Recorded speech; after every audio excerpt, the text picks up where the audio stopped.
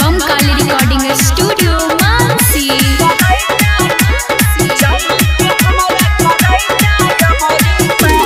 हर साल मूर्ति मंगैब है, दुआरा पर अपना बैठब है। हर साल मूर्ति मंगैब है, दुआरा पर अपना बैठब है। पूजा कर भोज मनवा के आस है,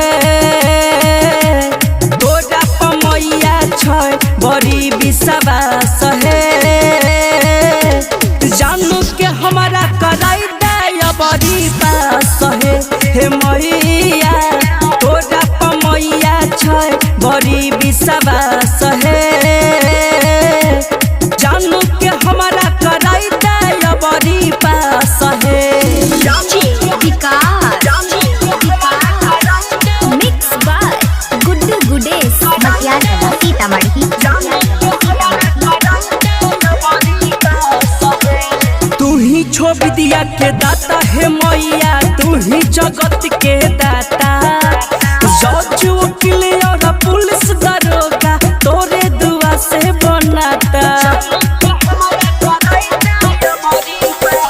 तू ही छो विद्या के दाता है मैया, तू ही जगत के माता।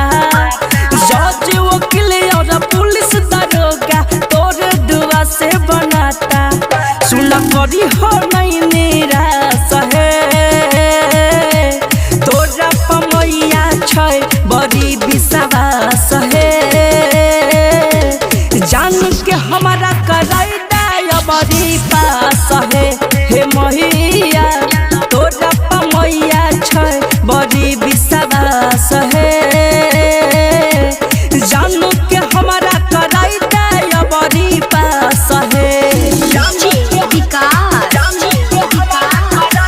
Mix by Guddu Gudesh Sitamarhi. पूजा के थाली लाके मैया करैले अइला पूजैया। गाबै छ तोहर भजनिया हे मैया सेवका जैया। हाँ पूजा के थाली लाके हे मैया करैले अइला पूजैया। गाबै छ तोहर भजनिया हे मैया सेवका जैया। मनीष गुड्डू लगल कयास है, तोरा पमैया छै बड़ी विश्वास